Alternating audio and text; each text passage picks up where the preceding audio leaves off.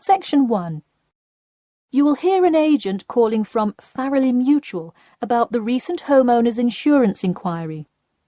First, you have some time to look at questions 1 to 6.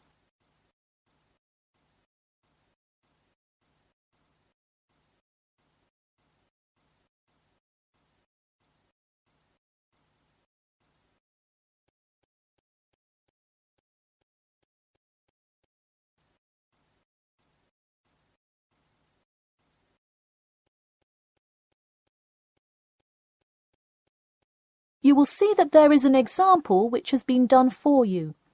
On this occasion only, the conversation relating to this will be played first. Hello.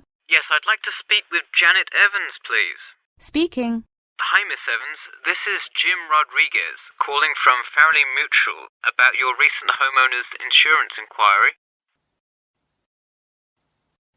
The man says that he'd like to speak with Janet Evans. So, Janet Evans has been written in the space. Now we shall begin. You should answer the questions as you listen, because you will not hear the recording a second time. Listen carefully and answer questions 1 to 6. Hello. Yes, I'd like to speak with Janet Evans, please. Speaking. Hi, Miss Evans. This is Jim Rodriguez, calling from Farrelly Mutual about your recent homeowner's insurance inquiry. Yes, hi. Thanks for returning my call. My pleasure. I understand you are potentially interested in insurance for a bungalow located a bit out of town. Could you give me the address? Sure, it's 49 Greenway Court. Greenway is one word. Thank you. All right, and would you prefer to be contacted via email or phone?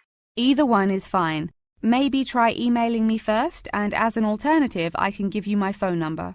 Great, and what is your email address? pk2@cat.com.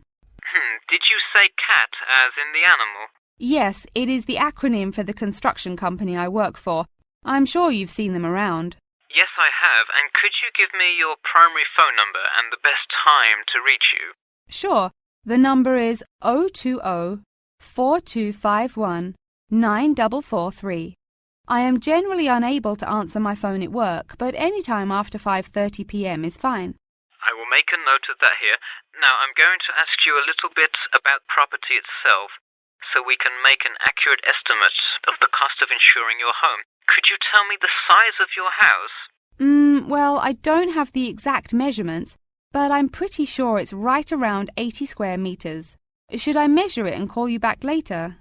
No, that's completely all right. I'll write 80 square meters for now to get the estimate, and then an agent will come get the exact measurements later on if you decide to purchase our insurance. Okay, great. And what material is your house made of? For example, wood, brick, stucco? It's mainly brick. Great. That will give you a lower rate than most of the materials, since it is so strong. Wonderful. And do you have any sort of home security, Miss Evans? We don't have a fence or anything yet, but we have an alarm system that we use regularly. Good. Before you hear the rest of the conversation, you have some time to look at questions 7 to 10.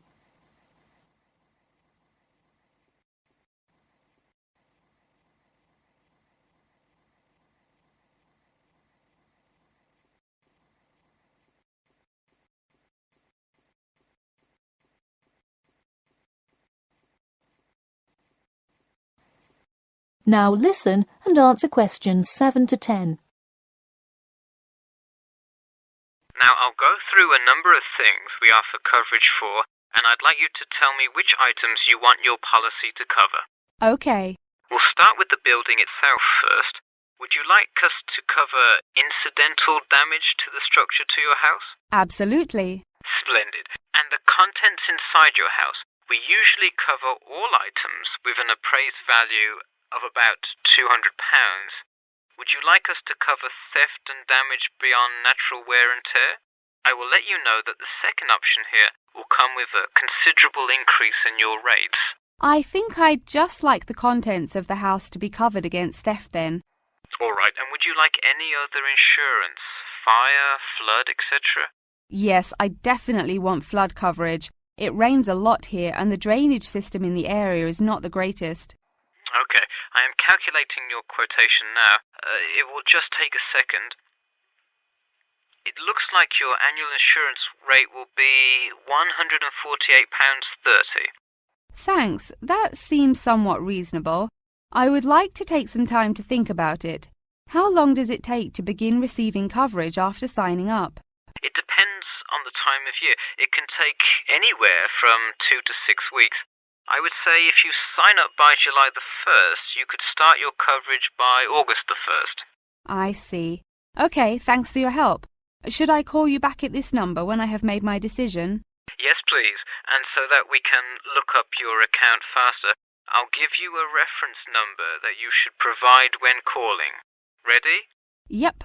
It's TR278Q. Got it. Thanks. Thank you, and have a nice day. That is the end of section 1. You now have half a minute to check your answers.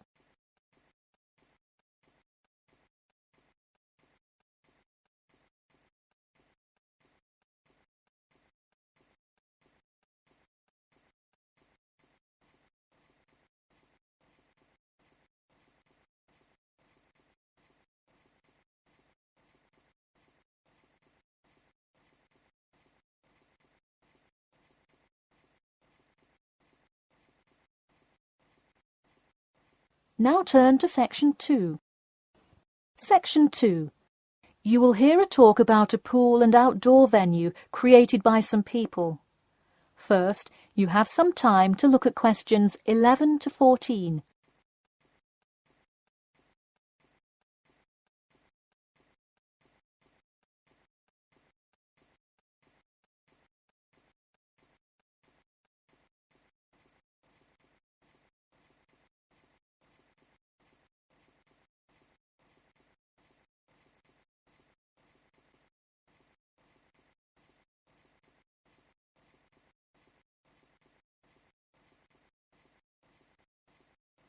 Now, listen carefully and answer questions 11 to 14.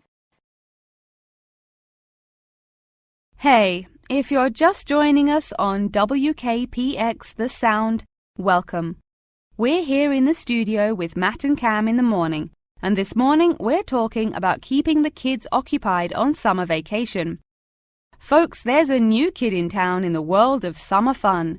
Get ready for the Pool of the People, a pool and outdoor venue created by, that's right, the people. Scheduled to open in November, the ideas for everything from the design of the pool right down to the items sold in the snack bar have been decided upon by a sample of 1,050 members of the public. The public selected 2 top proposals from over a dozen created by renowned architect Ned Mosby, and the final design is truly something else. The pool is shaped like a fishbowl, sinking down into the ground. And there's, you guessed it, a real live fish tank in the center. It's certainly the center of attention in the Bridgewater area. Now, you are probably wondering how much an extravagance like this must cost, right? Well, have no fear. At just £15 for adults and £10 for kids, it's an affordable way to entertain the kids in those dog days of summer. The only problem now is the possibility that it will in fact become too popular. The pool is only so large, so swarms of people coming to enjoy it may cause quite a crowd in its first summer of opening.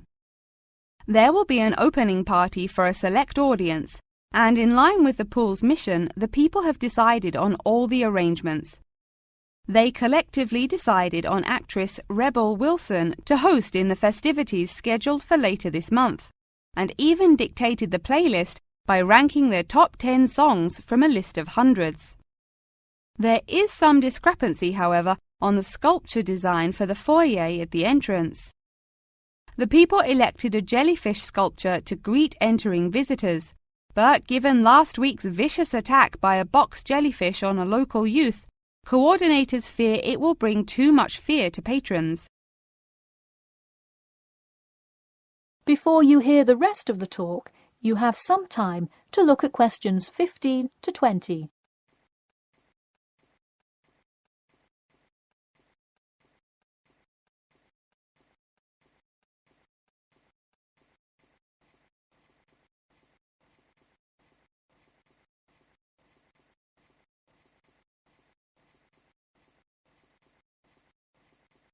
Now listen and answer questions 15 to 20.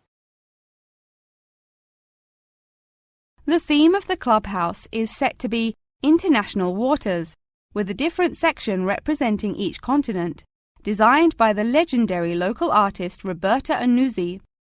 Representing Asia in the reception area will be a mosaic made up of prominent animals indigenous to the continent.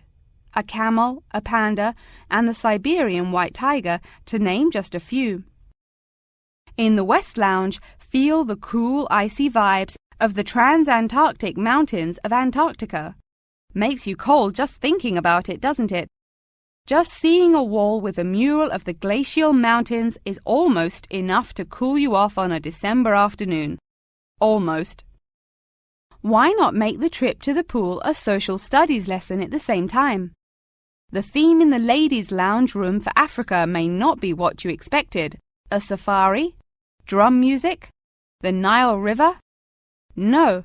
Did you know that Africa was home to the first jewelry? I sure didn't. By contrast, as you may expect, North America's theme for the card room is as modern, even futuristic as it gets.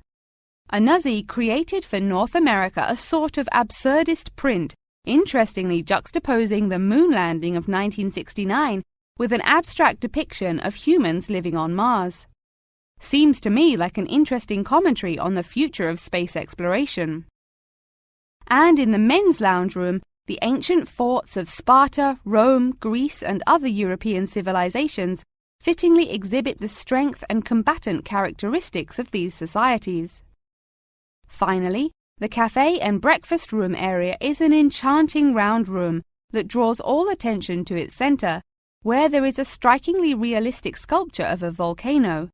The delicious food may actually be only the second most exciting part of this room, in comparison to the 9-foot statue, complete with brightly colored molten lava to characterize South America. Honestly, it is like a museum visiting each room of the clubhouse. Why not make the trip to the pool an educational one for the kids? We're going to take a quick commercial break here at WKPX, but we'll be back in 10 with more on what's touted to be the summer's hottest place to beat the heat. That is the end of section 2. You now have half a minute to check your answers.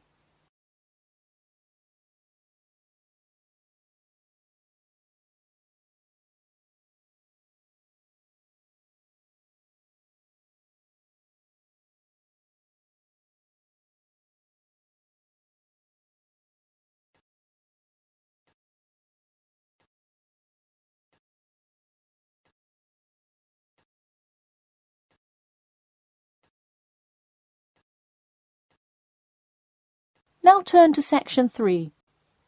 Section 3. You will hear two students called Jimmy and Kathy talking to their tutor about the current research paper. First, you have some time to look at questions 21 to 25.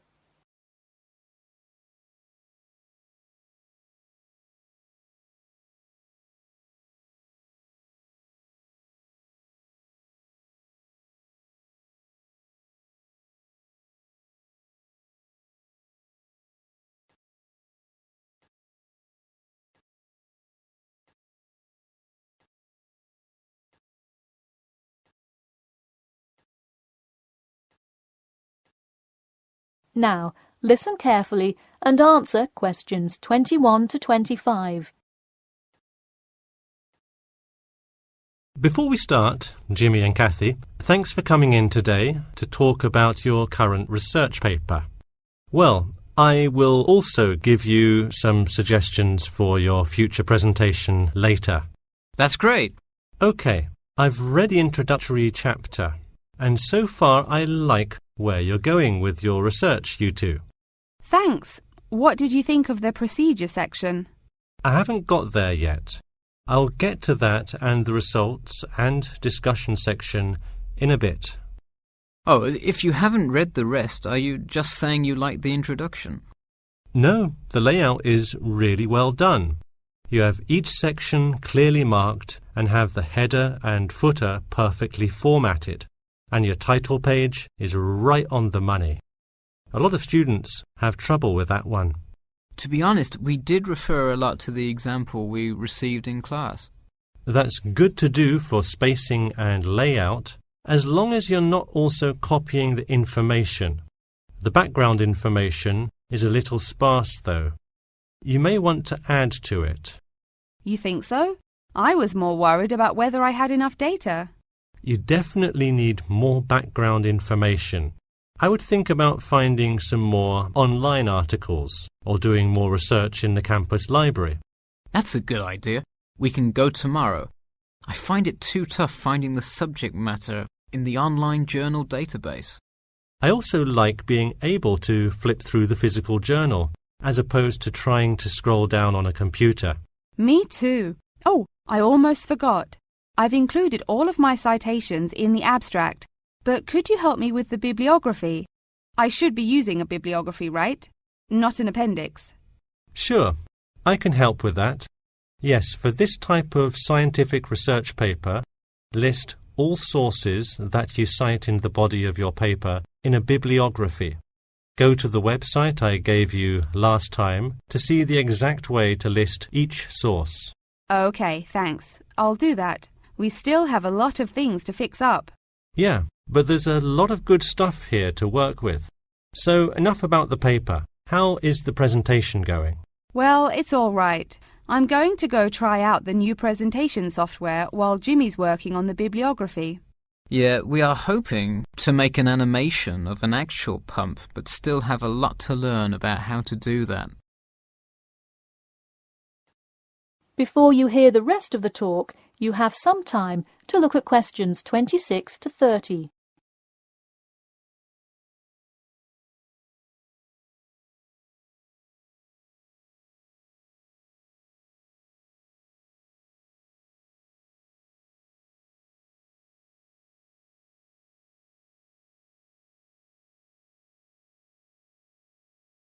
Now, listen carefully and answer questions 26 to 30.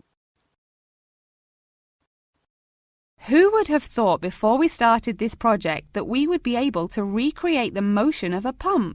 This stuff is just so interesting. So glad to hear it. Yeah, I am glad I took engineering this semester. I would definitely like to keep up with it. You know, there's an organization called the Machine Engineer Society. You should look into joining it. You'd need to score well in your engineering class to qualify, but I think you can do it. Interesting. I will definitely check it out. I would really like to get in contact with some professionals in the engineering field to find out more. I don't really know anyone in the field now, though. I think if you keep meeting people in your classes and professors, you'll be able to get in contact with some really helpful people. Well said, Jimmy. If engineering pumps is something you both are specifically interested in, make sure you stay up to date on new developments. In fact, you could visit the local water treatment facility periodically to see what new developments are going on. That may be a good way to get some practical experience. Well, I don't think they would let you handle any equipment by just visiting the facility. If you really want to get your hands dirty, so to speak, I would recommend instead seeking a summer internship. Wow, you have so many helpful suggestions for getting a leg up. Now, if only you could tell me how to get my work published. Wouldn't that be nice? Well, honestly, all you really need to do is, once you have a dissertation, present it. Present it often and to many audiences, and once you get feedback, adjust it. You'll get published one day. Wow, this meeting has been truly inspiring. Thanks for your help. That is the end of section 3. You now have half a minute to check your answers.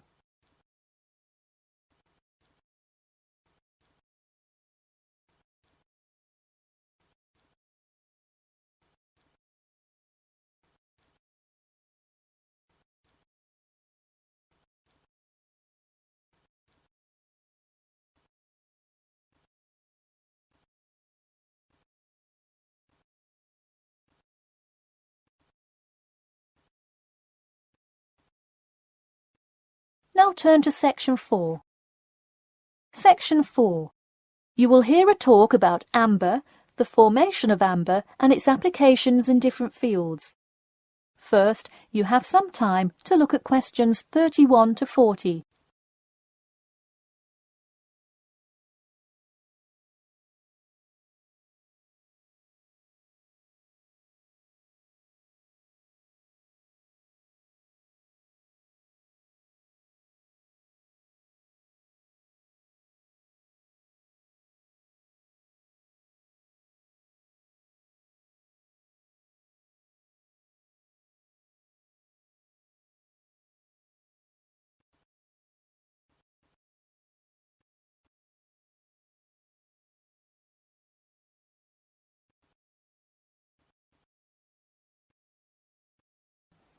Now, listen carefully and answer questions 31 to 40.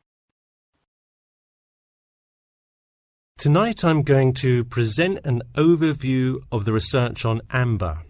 Okay, I'll start by giving a brief introduction about amber, then talk about the formation of amber, and then describe amber's applications in different fields. First of all, what is amber? Amber is not a stone, but is ancient fossilized tree resin, which is the semi-solid amorphous organic substance secreted in pockets and canals through epithelial cells of the plant. And why is resin produced? Although there are contrasting views as to why resin is produced, it is a plant's protection mechanism. The resin may be produced to protect the tree from disease and injury inflicted by insects and fungi. Amber occurs in a range of different colors. Besides the usual yellow, orange and brown, other uncommon colors are also associated with it. Interestingly, blue amber, the rarest Dominican amber, is highly sought after. It's only found in Santiago, Dominican Republic. There are several theories about what causes the blue color in amber. The most common one links it to the occurrence of volcanic dust that was present when the resin was first pressed out from Hymnaea protera millions of years ago. At this point, you might be curious about how amber is formed. Molecular polymerization resulting from high pressures and temperatures produced by overlying sediment transforms the resin first into copal. Sustained heat and pressure drives off terpenes and results in the formation of amber. Copal, that I've just mentioned, is also a tree resin, but it hasn't fully fossilized to amber. More generally, the term copal describes resinous substances in an intermediate stage of polymerization and hardening between gummier resins and amber.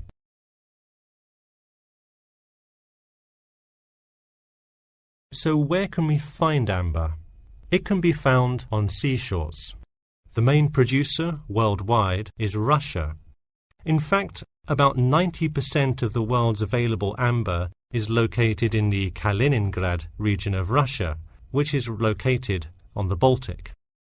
Here, the resin is washed up on the coast after being dislodged from the ocean floor by years of water and ocean currents. However, exposure to sunlight, rain, and temperate extremes tends to disintegrate resin. This also indicates that amber is not really an ideal fossil preservative for most uses. We've already learned that amber is made of tree resin. It often includes insects that were trapped within the tree many millions of years ago. A piece with a visible and well-arranged insect is generally valued much higher than simple, solid amber. One Dominican amber source reported finding a butterfly with a 5-inch wingspread. This is both a large and unusual find, and most butterfly specimens have no more than a 2-inch wingspan. Inclusions in Dominican amber are numerous. 1 inclusion to every 100 pieces. Baltic amber contains approximately 1 inclusion to every 1,000 pieces. Now that you have a basic knowledge of amber, I'd like to talk a bit about amber's application in different fields. First, amber is appreciated for its colour and beauty. Good quality amber is used to manufacture ornamental objects and jewellery. For instance, using a variety of exclusive, first-class quality natural Baltic amber with silver to make natural amber jewellery. But due to the biodegradation of amber fossils, people with amber jewellery have to take special care of it to ensure that the amber is not damaged. It was previously believed that amber worn on the neck served to protect one from diseases of the throat and preserved the sound mind.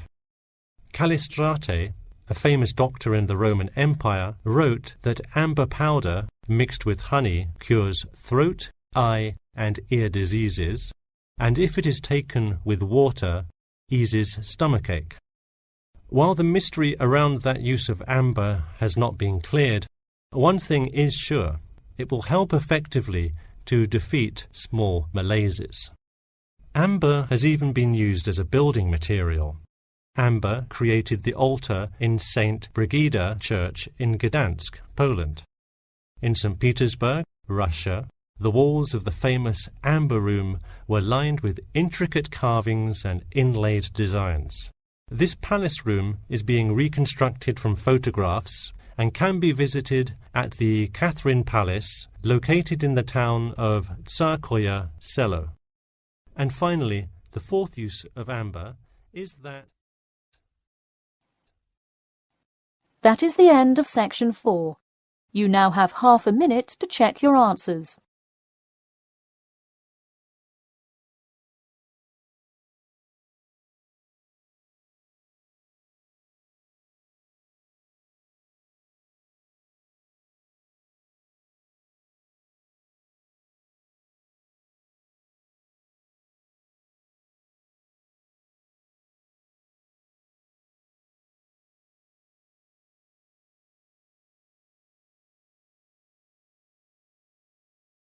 That is the end of the listening test.